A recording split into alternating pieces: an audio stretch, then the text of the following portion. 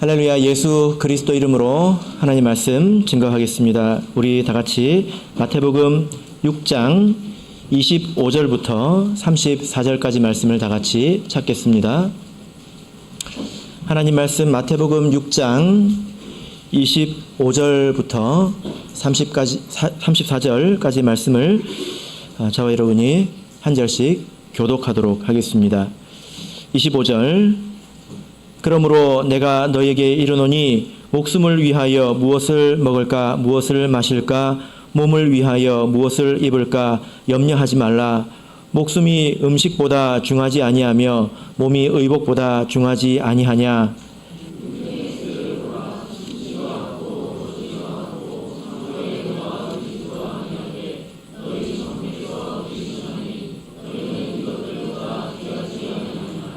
너희 중에 누가 염려함으로 그 키를 한 자나 더할 수 있느냐?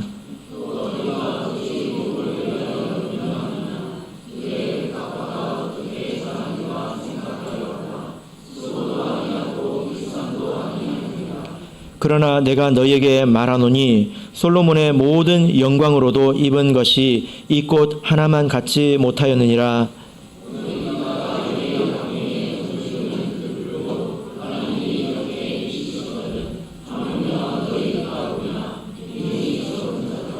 그러므로 염려하여 이르기를 무엇을 먹을까 무엇을 마실까 무엇을 입을까 하지 말라.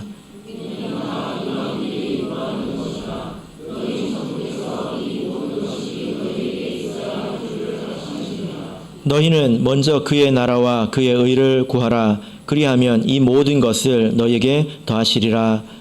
그러므로 내일 일을 위하여 염려하지 말라. 내일 일은 내일 염려할 것이요 한날 괴로움은 그날에 족하니라. 아멘. 오늘 이 시간은 하물며 너희일까 보냐라는 제목으로 말씀을 전하겠습니다. 우리가 지난 시간에 복음서의 말씀을 통해서 우리의 보물을 땅에 쌓아둘 것이 아니라 하늘에 쌓아두어야 된다라는 말씀을 배웠습니다. 그 이유가 무엇입니까? 보물을 이 땅에 쌓아두게 되면 어떻게 됩니까? 좀 먹는다, 그리고 녹이 쓴다, 이렇게 말씀하고 있습니다. 갈수록 가치가 떨어진다는 거죠. 우리가 나이가 들어갈수록 기회도 줄어들고, 그리고 용기도 줄어들고, 또 지혜도 줄어들게 됩니다.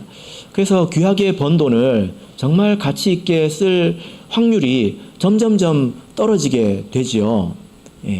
내가 만약에 누워 있다면 내가 가진 돈이 무슨 의미가 있겠습니까? 그냥 쌓여 있는 것 뿐이지요.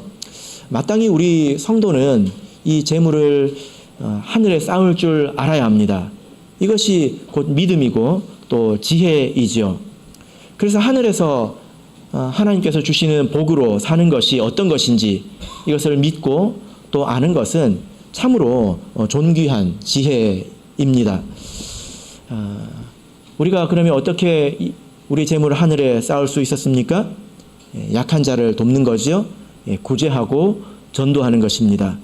그때 하늘에서 보화가 너에게 있을 것이다. 하나님께서 약속하셨습니다.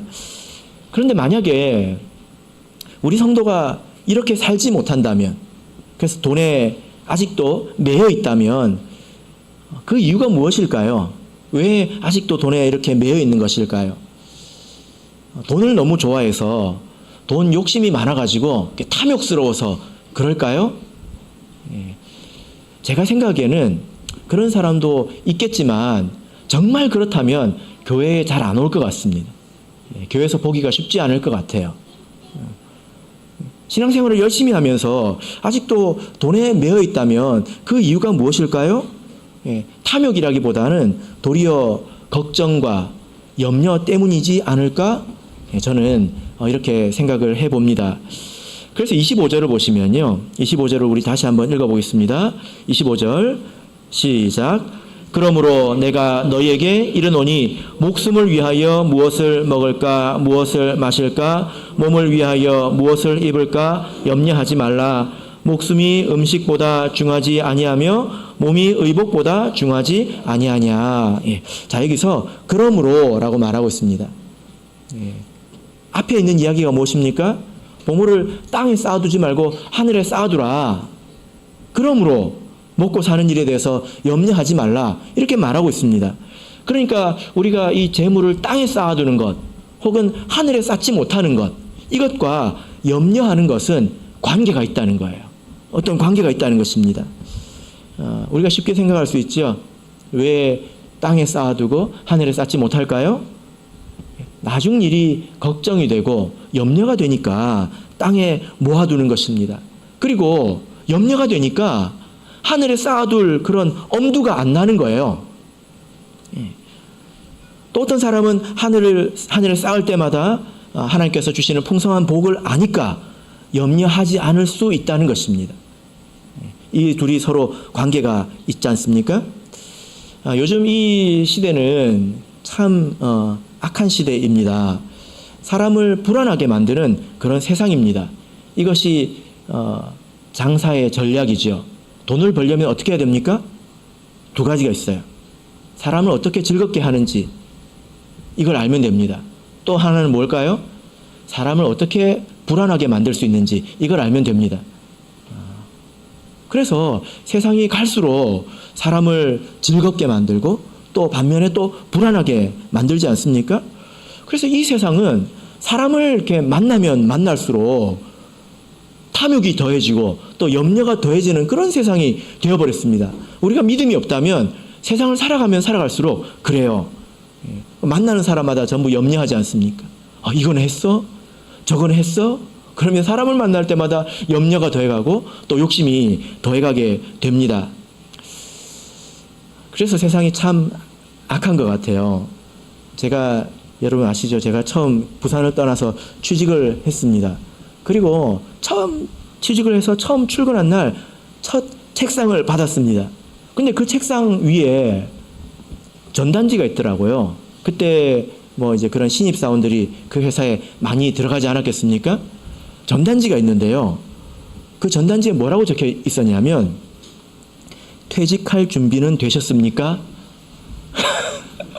제가 누굽니까? 신입사원이잖아요. 신입사원 책상 위에 뭐라고 적혀 있습니까?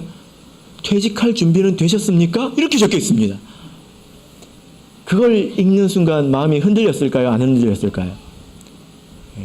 조금. 사람들은 그걸 보고 어떤 것을 떠올릴까요? 아주 옛날인데 사오정이 뭔지 아십니까? 사오정? 45세 정년 퇴직. 5, 6도가 뭔지 아십니까? 56세까지 있으면 도둑. 625는 뭔지 아십니까? 62세는 을사오적. 인터넷에서 찾아봤습니다. 근데 제가 처음 직장 생활을 시작할 때는 이게 되게 신선한 말이었는데 지금은 옛날 뭐 고사성어 같이 돼버렸네요. 요즘에는 뭐라고 할까요? 100세 시대라고 합니다. 100세 살 준비 되셨습니까? 우리 노 기자님. 안 됐어요? 아이고. 눈이 커지시네. 예. 이렇게 사람을 불안하게 만든다는 거예요. 어떻게 하면, 무엇을 말하면 불안해할지 잘 아는 시대가 되었다는 것입니다. 혹시 우리 성도님들께서는 이렇게 먹고 사는데 염려가 있지는 않으십니까? 성경을 보면 염려가 있고 비슷한 말이 근심이 있습니다. 근데 이게 둘이 좀 다릅니다. 염려는 버려야 되는 거예요. 근데 근심은 가끔 쓸 때가 있습니다. 그 중에 제일 쓸데없는 것이 뭘까요?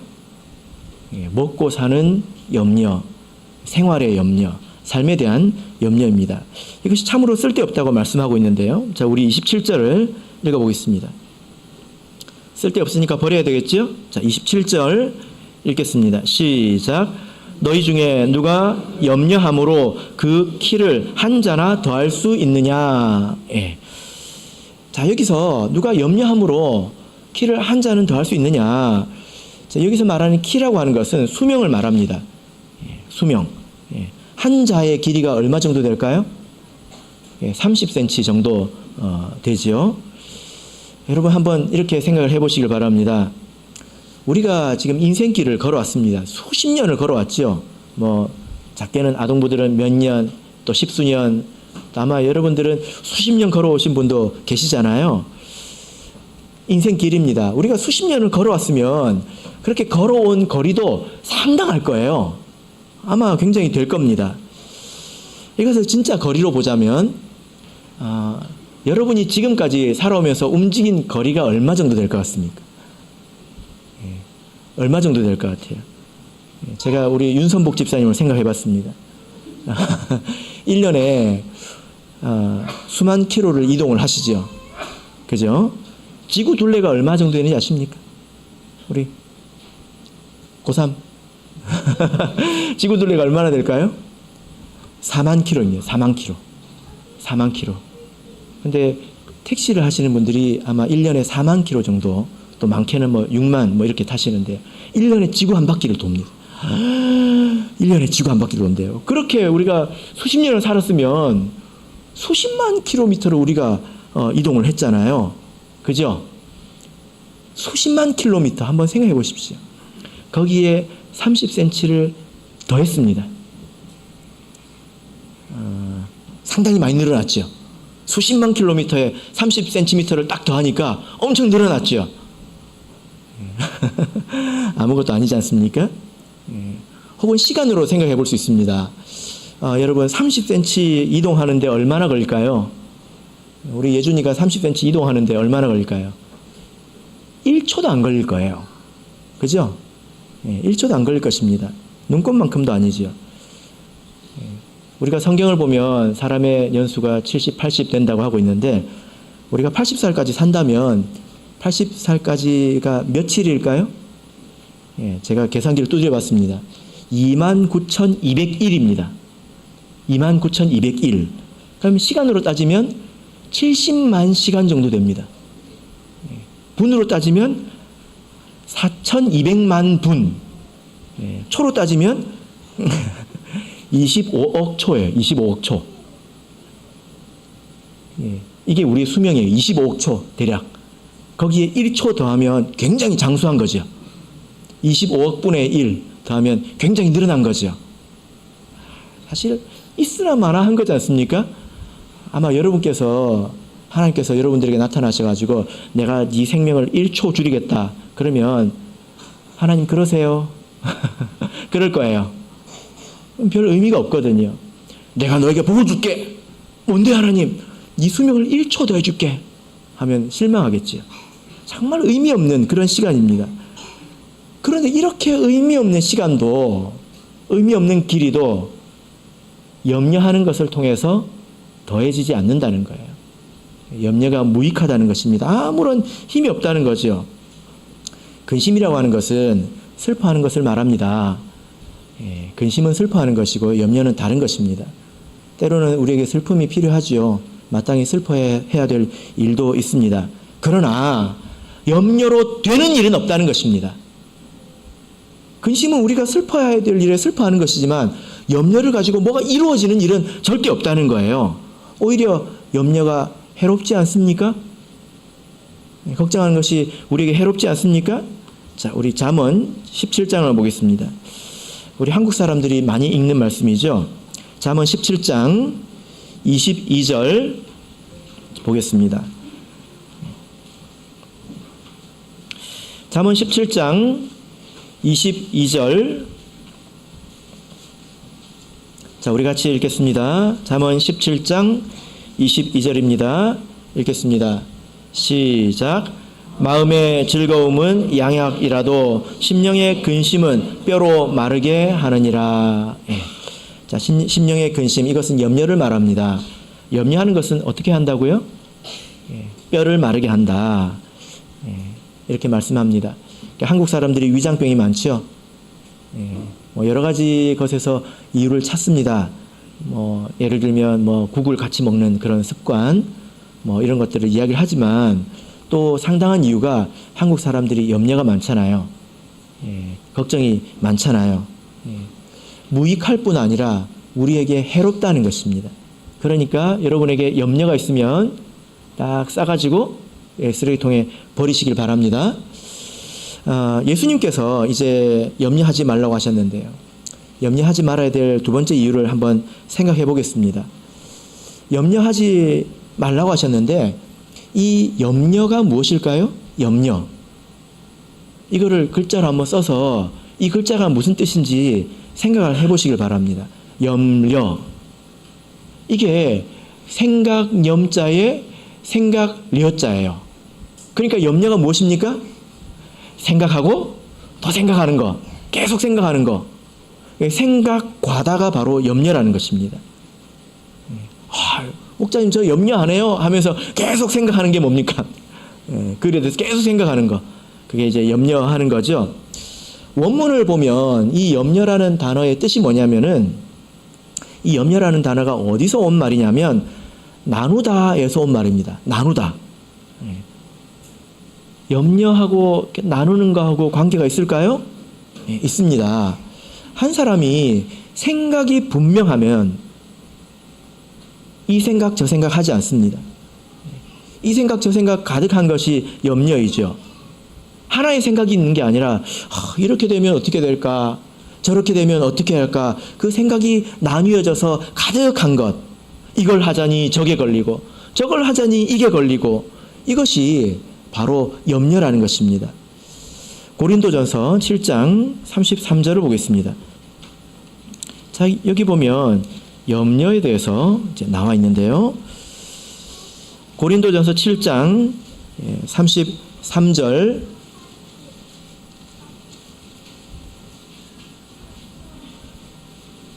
고린도전서 7장 33절 우리 같이 읽겠습니다. 시작.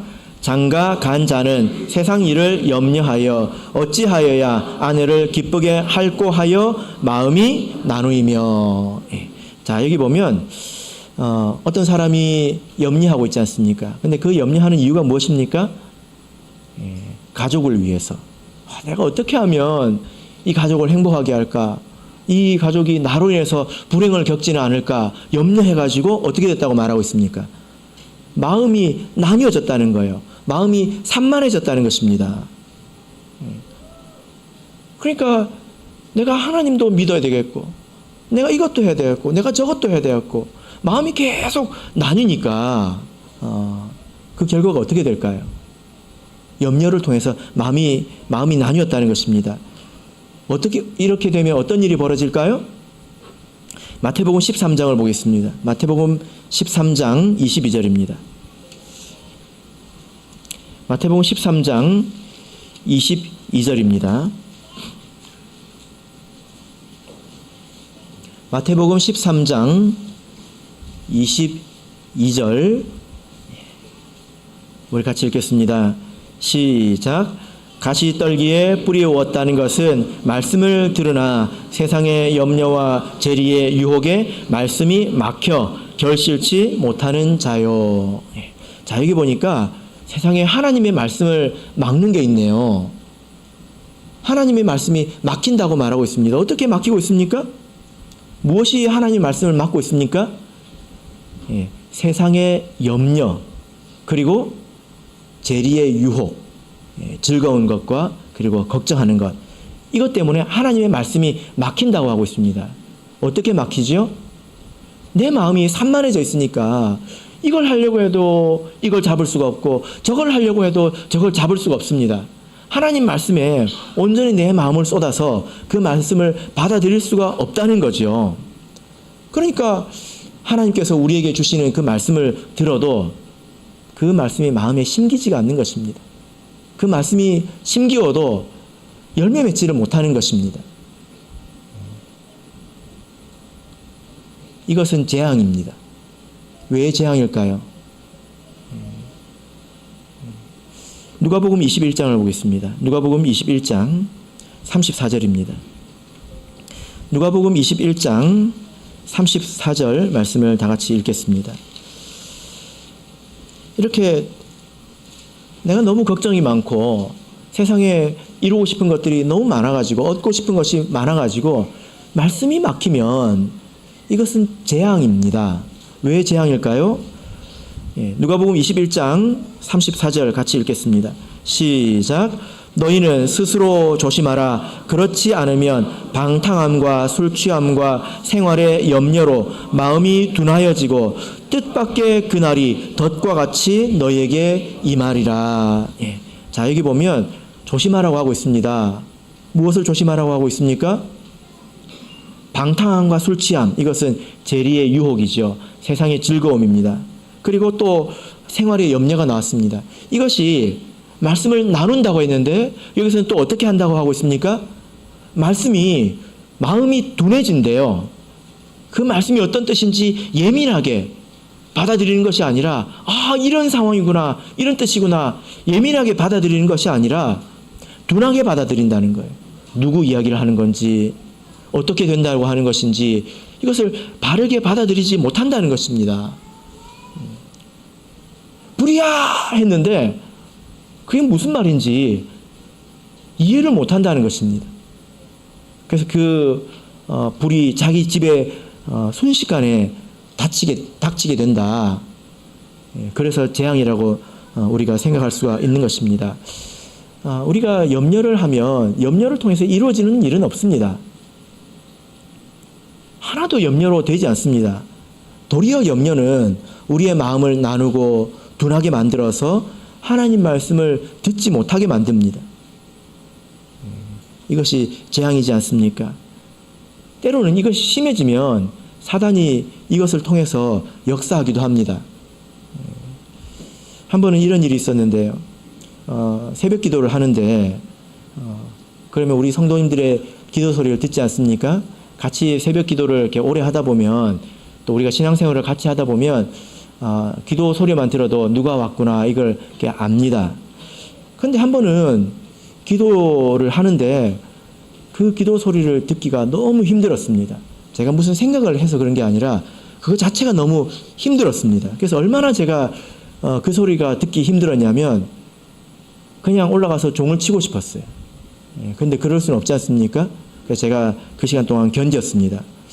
그래서 나중에 좀 이제 뵙자고 했는데요. 무슨 일 있냐라고 물어보니까 마음속에 걱정이 한가득인 것입니다. 걱정이 한가득인 거예요. 그것이 그 사람의 심령에 영향을 미친 것입니다. 이것이 심해지면 실제로 사령이 역사할 수도 있습니다. 때로는 어떤 때는 그런 염려와 걱정 때문에 자학을 하는 경우도 본 적이 있습니다. 이건 사령이 틈탄 거지요. 자기를 허물어뜨리는 것. 마음으로 허물어뜨릴 수도 있지만 신체적으로 자기를 훼손하는 경우도 있습니다. 이런 것들은 자기 생각이 아니거든요. 사령이 틈탄 것인데 누가 그 문을 열어줬습니까? 걱정하고 염려하니까 좋은 일이 생긴 것이 아니라 그리로 사단이 들어와가지고 주장한 것이지 않습니까? 그 이전에 그런 것들은 사실 심해진 것입니다. 빙산의 일각과 같이 걱정이 많은 사람은 말씀을 잘 듣지 못합니다. 그 말씀이 들은 것 같아도 돌아가면 금방 사라져버리고 믿음이 자라지 않습니다. 그래서 조심해야 합니다.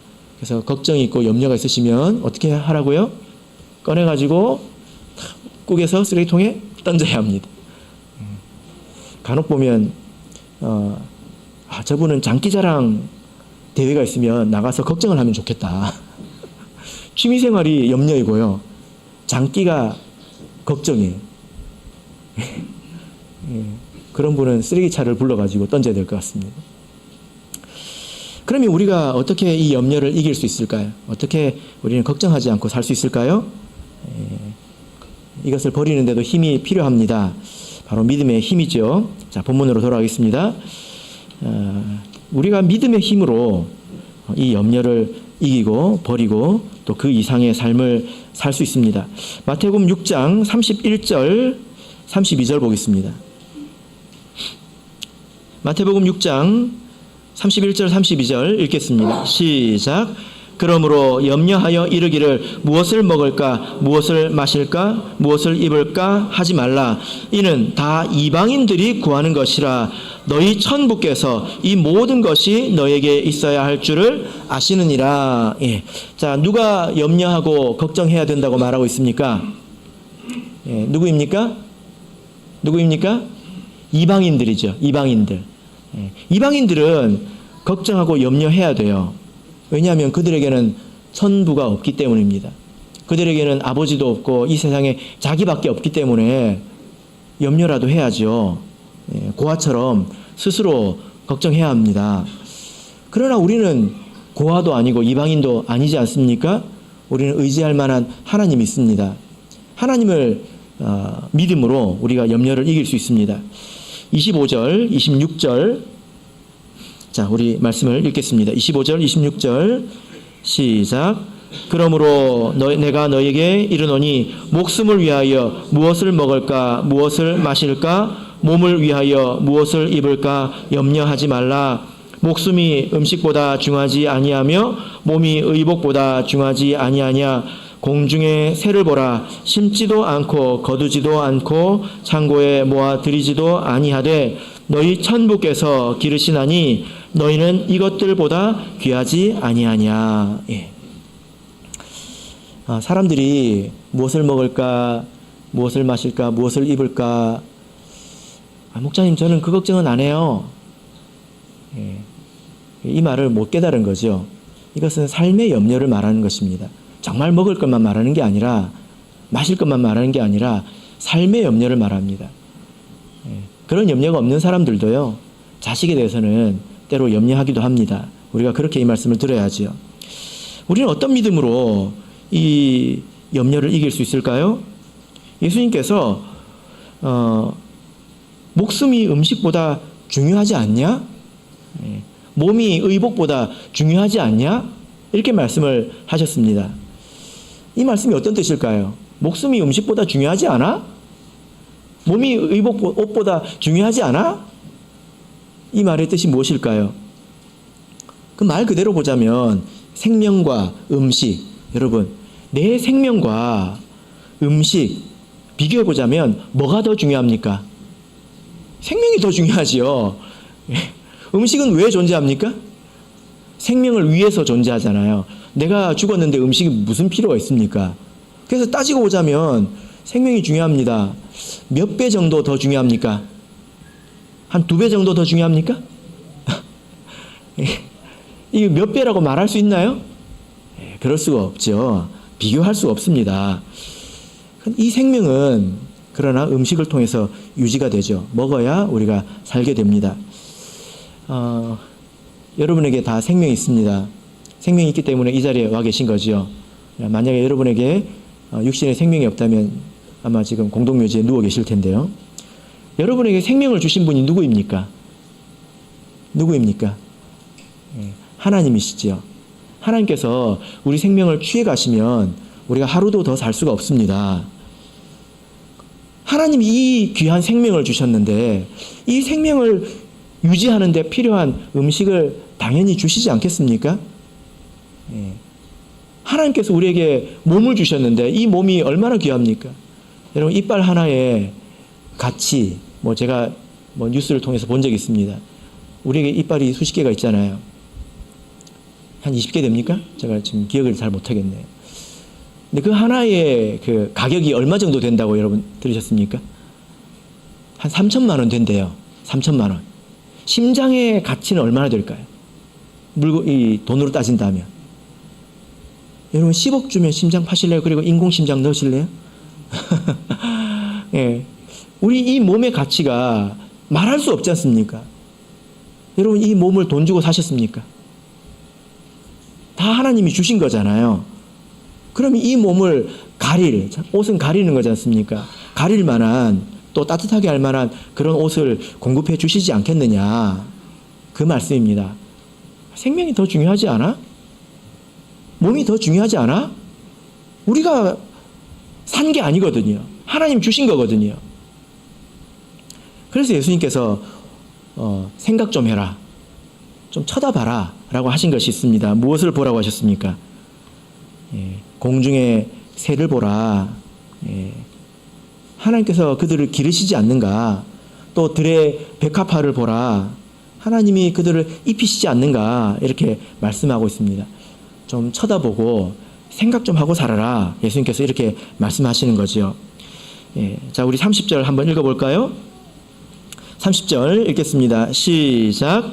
오늘 있다가 내일 아궁이에 던지우는 들풀도 하나님께서 이렇게 입히시거든 하물며 너희일까 보냐. 믿음이 적은 자들아. 예. 하물며 너희일까 보냐.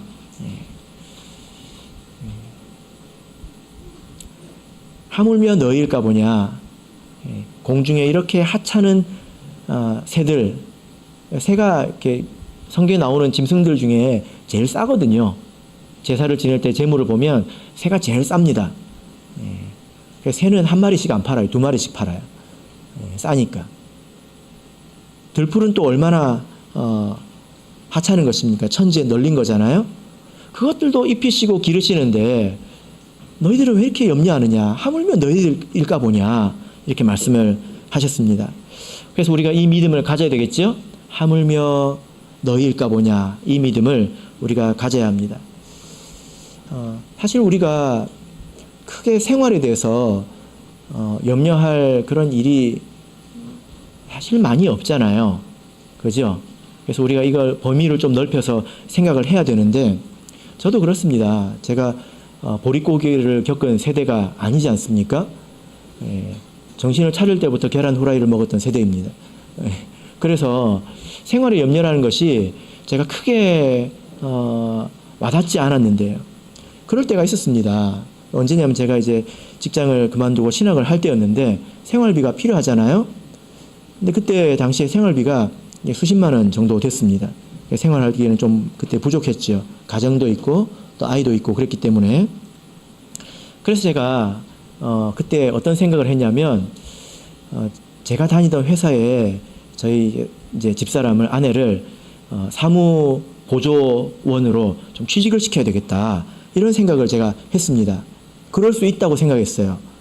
왜냐하면은 당시에 제가 있던 팀의 팀장님이 잘 나가는 사람이었거든요. 회사에서 끝발이 있는 사람이었습니다. 그리고 저와 관계가 좋았습니다. 그리고 회사에 모든 인사를 책임지고 있는 인사팀장이 제 고등학교 선배였어요. 제가 명문 고등학교는 아니지만 그런 사람이 있더라고요. 근데 이 두 사람이 대학교 동기였습니다. 그래서 말만 하면 될 거라고 생각했습니다. 그래서 팀장한테 부탁을 했더니 팀장이 해주겠다고 했어요. 그래서 자기 고등학교 대학교 동기인 인사팀장을 찾아가가지고 여차저차하니 좀 하나 해달라고 했더니 그 인사팀장이 화가 난 거예요. 왜냐하면 그때 회사에 퇴직자들이 너무 많아가지고 한참 경기가 좋을 때 이직하는 사람들이 많았거든요. 이 인사팀장이 짜증이 한참 나 있는데 고등학교 후배라는 녀석이 그만두면서 이런 부탁을 하니까 들어주고 싶었겠습니까?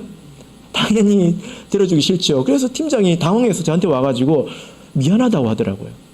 제가 어떻게 하겠습니까? 근데 그때 어떤 일이 있었냐면 이제 사무도 직장을 이제 알아봤는데요. 그때 거제시에 사람이 막 이제 조선 업종이 호황이 되면서 사람이 계속 유입이 돼가지고 인구가 20 몇만 명이 됐습니다. 그래가지고 법적으로 그 설치해야 되는 기관들이 있거든요. 인구가 어느 정도 되면. 그래서 그때 정신보건센터, 보건소에 딸린 이제 정신과 의원이죠. 그거를 이렇게 만들게 됐습니다. 근데 거기서 사회복지사를 모집을 하는 거예요. 그래서 사모가 지원을 했습니다. 그리고 당당히 합격을 했습니다. 경쟁률이 그렇게 높지는 않았던 것 같은데요. 예, 그래도 미달은 아니었다고 저희 사모가 이야기를 하더라고요. 예. 근데 참 제가 그 기묘하게 느낀 것은 제가 이날까지 근무를 하고 사표를 내야 되겠다 하는 날이 있었는데요. 그 보건소에서 통지가 오지 않습니까? 이날부터 출근하세요. 통지가 오지 않습니까? 네, 그날이 같은 날이었어요. 예, 그래서 저는 사표를 내려가고 사모는 출근길, 첫 번째 출근길에 나섰습니다. 이후에 제가 생각을 해보니까 하나님께서 하루도 비게 안 하셨구나. 그리고 제가 참 마음에 감동이 넘쳤습니다. 하나님께서 내가 사직하는 시간에 맞춰서 이미 예전부터 거제도의 인구를 늘려오셨구나. 뭐 이건 망상입니까? 아닙니다. 저는 그렇게 믿습니다. 하나님께서 내가 이런 어떤 계획을 생각을 하기 전부터 하나님께서 준비해 오셨다고 저는 그렇게 믿어졌습니다. 왜냐하면 오늘 2절에 이렇게 말씀하고 있지 않습니까? 32절 같이 읽겠습니다. 32절 읽겠습니다. 시작. 이는 다 이방인들이 구하는 것이라 너희 천부께서 이 모든 것이 너에게 있어야 할 줄을 아시느니라. 예. 저는 당황했지만 그러나 하나님께서는 이미 다 알고 계셨다는 거지요. 우리에게 무엇이 필요한지 하나님께서 이것만 아실까요? 하나님은 또 우리에게 있으면 안 되는 것이 무엇인지도 하나님은 아주 잘 아십니다. 그래서 하늘에 계신 우리 아버지이죠. 이사야서 49장을 보겠습니다. 이사야서 49장 14절에서 16절까지를 보겠습니다. 이 말씀을 보면 우리를 향한 하나님의 마음이 있습니다. 이사야서 49장 14절에서 16절 읽겠습니다. 시작. 오직 시온이 이르기를 여호와께서 나를 버리시며 주께서 나를 잊으셨다 하였거니와 여인이 어찌 그 젖먹는 자식을 잊겠으며 자기 태에서 난 아들을 긍휼히 여기지 않겠느냐. 그들은 혹시 잊을지라도 나는 너를 잊지 아니할 것이라. 내가 너를 내 손바닥에 새겼고 너의 성벽이 항상 내 앞에 있나니. 우리 자매님들은, 아이를 이렇게 낳아보신 자매님들은 이 말씀을 더 깊이 느끼실 겁니다. 내가 난 자식을 잊을 수 있겠습니까? 혹시 그것이 가능하다 할지라도 하나님께서는 우리를 잊지 않으신다. 우리의 이름을 그의 손바닥에 새겼다고 하고 있습니다. 이 말은 항상 본다는 겁니다. 시선이 떠나지 않는다는 거예요. 너의 성벽이 항상 내 앞에 있다고 하는 것은, 내 앞을 가로막고 있다는 것은 항상 내가 본다는 것입니다. 내 앞에 항상 어떤 벽이 있다고 생각해 보십시오. 내가 무엇을 할 때마다 그것이 보이지 않겠습니까? 어디를 가려고 할 때마다 그것이 보이지 않겠습니까? 이것이 얼마나 큰 불신인가요? 하나님께서, 우리 아버지께서 고양이도 키우시고 애완견도 키우시고 때때마다 밥도 주시고 가끔씩 간식도 주시는데 이 아버지가 나한테는 먹을 걸 주실까? 이렇게 생각하는 것이 사실 말도 안 되는 것이지 않습니까? 하나님은 우리를 먹이십니다. 그런데 어떤 사람은 이렇게 생각할 수 있어요. 어떤 생각을 하냐면, 나는 돈이 많아서 그런 걱정 자체가 필요가 없다. 나는 그런 염려가 필요 없는 삶을 살고 싶다. 이런 생각입니다. 결과적으로 보자면 모든 사람은 먹고 삽니다. 그러나 먹고 사는 것이 전부가 아니죠. 그죠? 먹고 사는 것이 전부가 아닙니다. 어떤 사람은 믿음이 아니라 그냥 눈만 가지고도 이런 말을 하는데요. 뭐라고 말합니까? 산 입에 거미줄 치겠느냐 이런 말을 합니다. 먹고 사는 것이 전부는 아니죠. 자, 본문으로 돌아와서 이 말씀을 우리 한번 읽어봅시다. 29절입니다. 마태복음 6장 29절. 살고 죽고 이게 전부는 아니잖아요. 그죠? 살아있으니 됐다, 안 죽었으니 됐다, 그렇게 말할 수는 없지 않습니까? 29절에서 무엇을 말할까요? 29절 읽겠습니다. 시작. 그러나 내가 너에게 말하노니 솔로몬의 모든 영광으로도 입은 것이 이 꽃 하나만 갖지 못하였느니라. 여러분, 예수님께서 이제 백합과 솔로몬을 이야기하고 계신데요. 솔로몬이 이 왕들 가운데서 가장 영화로웠던 그런 왕이잖아요. 근데 그 솔로몬이 자기를 상당히 치장을 했을 텐데 그것이 이 백합꽃 하나만 갖지 못했다라고 말하고 있습니다. 이 말이 이해되십니까? 여러분은 백합꽃이 되실래요? 솔로몬 왕이 되실래요? 솔로몬이요. 예. 왜 이런 말씀을 하실까요? 살고 죽는 것이 다가 아닙니다. 제가 거제교회에 있었을 때 어느 날 그 사택 앞에 이렇게 흙밭이 있었는데요. 거기서 좀 잡초 같지 않은 풀이 이렇게 솟아오르더라고요. 그래서 이게 도대체 뭔가 하고 사실 제가 식물을 잘 모릅니다. 상 위에 올라와야 먹을 수 있는 거구나 제가 이렇게 알거든요. 그래서 꽃을 피우기 전에까지 제가 몰랐습니다. 근데 그게 백합이었어요. 그래서 제가 이 말씀을 이해하게 됐습니다. 그 꽃이 피었는데 어찌나 그렇게 반가운지 모릅니다. 그리고 그렇게 아름답더라고요. 보는 사람마다 칭찬을 했습니다. 어떻게 여기서 그 백합이 났을까? 이렇게 칭찬을 했습니다. 그리고 아십니까? 이 백합이 알뿌리 식물이거든요. 이게 그 양파같이 생긴 뿌리가 있어요. 그래서 겨울이 되면 죽은 것 같지만 그 다음에 거기서 또 올라옵니다. 봄이 되면 언제 저기서 올라오나 하고 기다리십니다. 그리고 올라오면요, 이 추운 겨울에 죽지 않았구나 하고 얼마나 반가운지 모릅니다. 그리고 꽃이 피우기를 기다리고 심지어 나중에는 거기 막 물도 주고 그래요. 해마다 기다려졌습니다. 솔로몬은 화려한 옷을 입었겠죠. 은금으로 또 비단으로 치장했겠지요. 그런데 여러분, 만나는 사람마다 솔로몬을 보고 칭찬했을까요? 만나는 사람마다 솔로몬을 보고 반가워했을까요? 어려운 게 아닙니다. 여러분, 가끔씩 제 눈에는 잘 안 보입니다. 저는 옷을 잘 모르기 때문에 어떤 사람이 교회에 아주 비싼 옷을 입고 왔어요. 그러면 여러분 어떤 생각이 드세요? 옷을 입고 왔는데 이게 150만 원짜리 티 한 장이 그런 게 있습니까? 몰라요, 저는. 예를 들어 느낌이 잘 안 오신 것 같아가지고 500만 원짜리 옷을 딱 입고 왔습니다. 그런 분들은 설거지를 안 하려고 작심을 하고 온 거잖아요. 500만 원짜리를 입고 설거지를 할 수는 없으니까. 그런 옷을 입고 온 사람이 있다 칩시다. 마음속에 칭찬이 되십니까? 또 보고 싶으십니까? 하나님의 은혜가 생각이 나십니까? 어느 아주 더운 여름날에 버스가 콩나물 시루같이 사람이 많았는데 그때 에어컨이 하필 고장났어요. 사람들이 그 안에서 땀을 뻘뻘 흘리고 있습니다. 그 신호 대기를 하고 있어요. 빨리 가야 밖에서 바람이라도 불어 들어올 텐데 짜증이 그냥 이만큼 났습니다. 근데 옆에서 차가 이제 씩 와서 서는데 비싼 외제차입니다. 그것도 오픈카예요. 얼마나 돈이 많은지 뚜껑을 열어놓고 에어컨을 켜고 있습니다.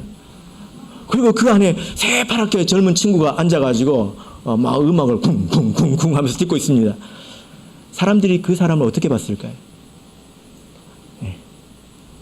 하나님의 은혜가 느껴졌을까요? 하나님께서 사람에게 은혜를 주셔서 저렇게도 살게 하시는구나. 하나님의 사랑이 느껴졌을까요? 그 사람 다시 만나고 싶었을까요? 우리 사람의 인생도 마찬가지입니다. 먹고 사는 게 다가 아닙니다. 아름다움이라는 게 있죠. 우리 인생은 아름다워야 합니다. 하나님의 도움이 필요 없을 만큼 풍족한 인생도 있겠지요. 그리고 빠듯하지만 하나님의 은혜로 사는 사람도 있습니다. 어떤 인생이 더 아름답습니까? 어떤 사람의 삶을 생각할 때 그 사람의 인생이 하나님의 은혜를 드러내고 있고 하나님의 사랑을 드러내고 있다면 어떤 삶이 더 아름답고 존귀한 삶입니까? 여러분은 어떤 인생이 되고 싶으십니까? 우리가 이런 인생이 되기 위해서는 이 말씀을 읽어야 합니다. 33절입니다. 마태복음 6장 33절 읽겠습니다. 시작. 너희는 먼저 그의 나라와 그의 의를 구하라. 그리하면 이 모든 것을 너희에게 더하시리라. 우리가 이와 같이 되기 위해서는요, 먼저 그의 나라와 그의 의를 구할 수 있어야 합니다. 내 삶의 우선순위 가장 선두에 하나님을 두어야 합니다. 그때 하나님께서 이 모든 은혜를 우리에게 더해 주십니다. 제가 어떤 형제의 간증을 이렇게 읽었는데요. 그 형제는 신앙 안에서 아주 잘 자란 형제입니다. 그리고 믿음 안에서 또 그와 같은 자매를 만나서 이제 결혼을 했는데요. 그리고 아이를 가졌습니다.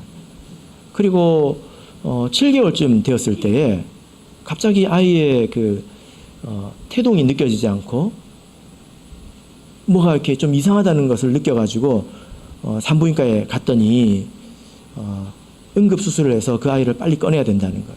어떤 문제가 생겨서 이제 아이에게 충분하게 산소와 영양분이 공급되지 않고 있다는 것입니다. 그래가지고 그 아이를 조산하게 되었습니다. 그때가 7개월이었습니다. 그리고 일부분 이미 소아마비가 생긴 것을 이렇게 확인을 했습니다. 그 아이가 지금 살런지 죽을런지 그런 그 모르는 순간에서 인큐베이터에 들어가 있는데요. 이게 영국 이야기거든요.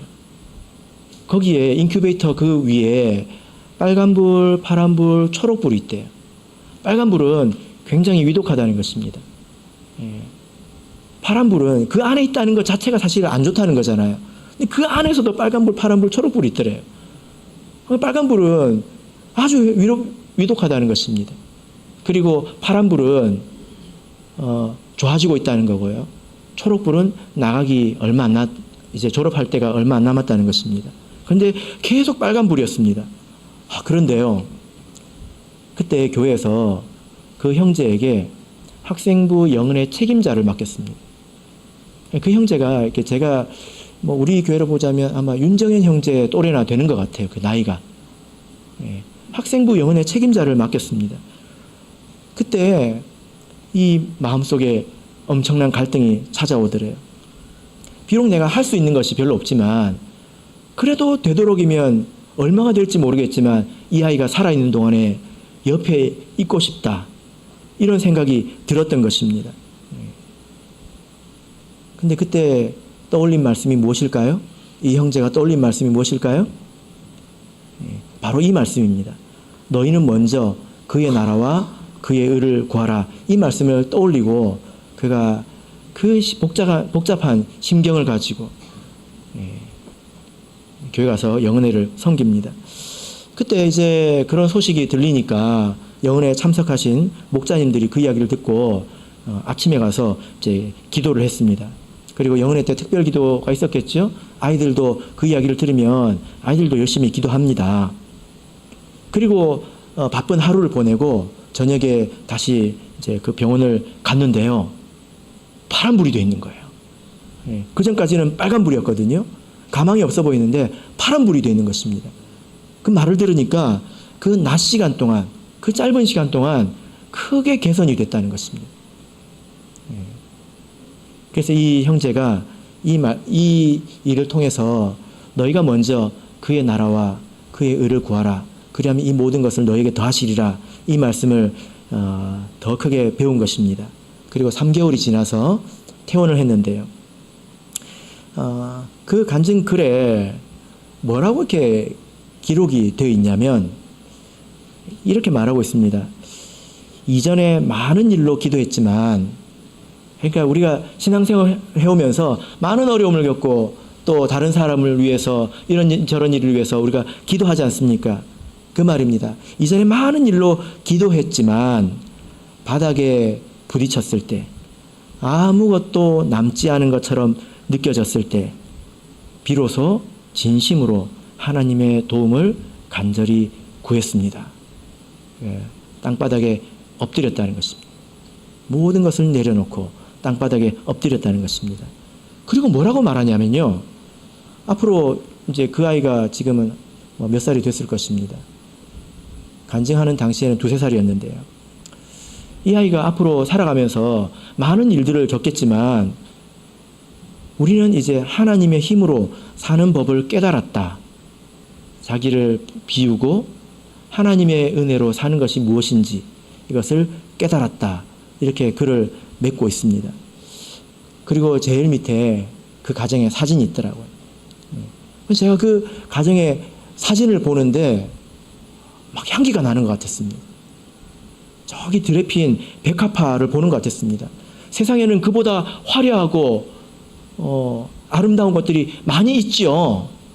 그런데 하나님께서 키우시고 기르시는, 그래서 어떤 풍랑도 폭풍우도 해할 수 없는 그런 백합꽃 한 포기를 보는 것 같은 그런 생각이 들었고요. 그리고 하나님, 이 형제 제가 비록 만난 적도 없고 그도 나를 모르지만 그 형제에게 복을 주십시오. 이런 생각이 들더라고요. 제 사택 앞에 피었던 그 백합꽃을 보면서 제가 기뻐했고 아끼는 마음이 들었던 것처럼 그런 생각이 제 마음 가운데 들었습니다. 사랑하는 우리 모든 성도님들, 하나님께서 우리 모두를 아끼시고 또 사랑하십니다. 그것을 잊지 마시길 바랍니다. 그리고 믿음으로 염려와 근심을 이겨내시길 바랍니다. 우리가 이렇게 내 삶의 우선순위를 하나님으로 둔다면 우리 교회는 어떤 교회가 될까요? 제가 오늘 백합에 대해서 검색을 해봤거든요. 백합은요, 눈으로 알기 전에 코로 안 돼요. 그런 이야기 들어보셨습니까? 백합에 향기가 있다고 합니다. 그래서 멀리서 교회를 생각하고 교회로 올 때에 향기로 올 거예요. 그죠? 그리고 교회에 오면 하나님의 힘으로 사는 이야기들이 우리 귀에 많이 들리게 될 것이고, 그리고 교회에 올 때마다 가득한 그런 백합꽃을 보게 될 것입니다. 바라옵기는 우리 교회가 이런 교회 되기를 예수 그리스도 이름으로 축복합니다. 우리 다 같이 찬송하겠습니다. 307장 찬송하겠습니다.